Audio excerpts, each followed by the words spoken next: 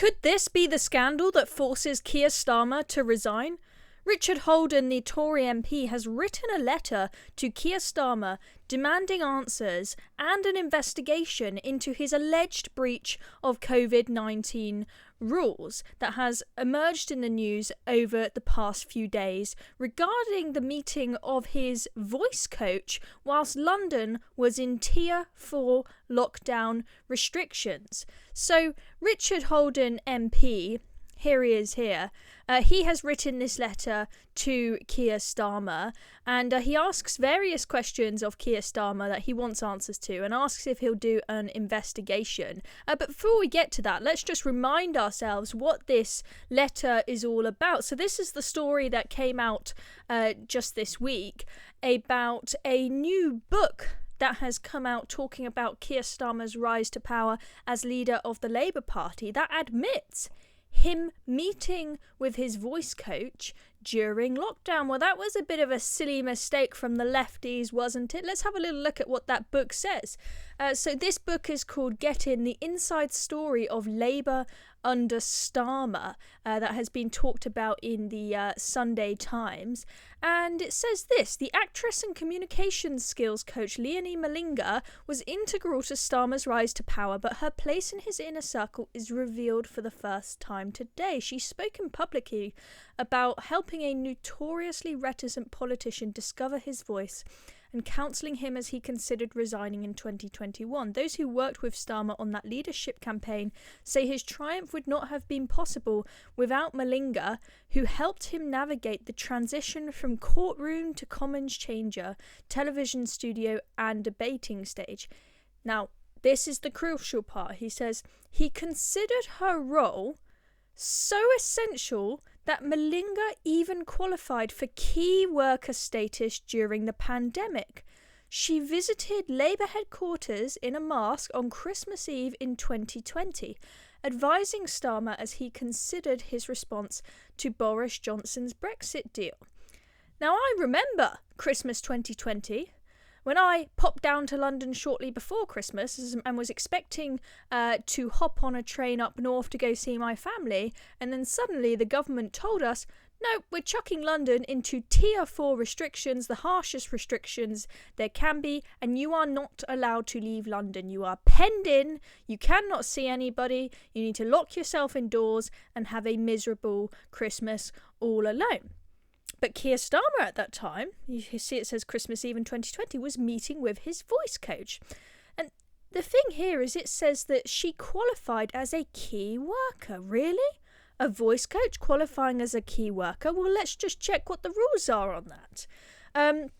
Key workers mentioned relevant to politics in the legislation for the COVID lockdowns was this: local and national government. This only includes those administrative occupations essential to the effective delivery of the COVID-19 response, essential public services such as the payment of benefits, including in government agencies and arm's length bodies. Starmer's voice coach can hardly have been considered essential for the effective delivery of the COVID-19 response, say Guido. And you know what?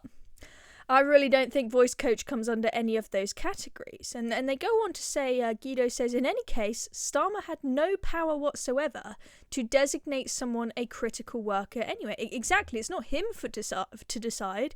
It is the law and the Tory government that were making up the rules to decide what a key worker was. Right? And the thing is, you know, sometimes I give people a bit of benefit of the doubt because the lockdown legislation, it was very, very confusing.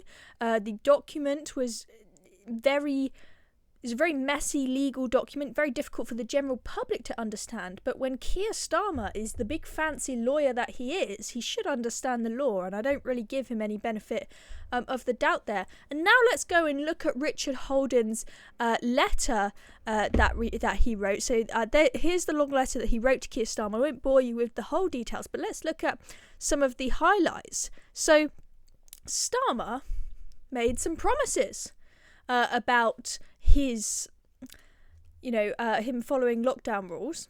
And he has said several times that since the first COVID lockdown, he followed every single rule. Richard Holden says, "You have said in the past that to casually break the rules would have been a mistake, and you said that I have been clear what leadership looks like. I have not broken any rules, and any attempt to compare a perfectly legal takeaway while working to this catalogue of criminality," presumably that's referring to Boris and Partygate, "looks even more ridiculous today. But if the police decide otherwise, I will do the decent thing and step down." So he says there, if he is found guilty of breaking lockdown rules, he will step down. Will he stick to his word? If an investigation into this reveals that him meeting his voice coach was a breach of lockdown rules, I doubt he will, but there'll be a heck of a lot of pressure on him to do so. So then in this letter, Richard Holden, he makes specific demands of Starmer. He wants certain questions answered in response to his letter. And Keir Starmer is going to be in pretty hot water if he just ignores this letter and doesn't make any answer to these questions, given it's from, the Shadow Paymaster General, a very prominent MP in the opposition party.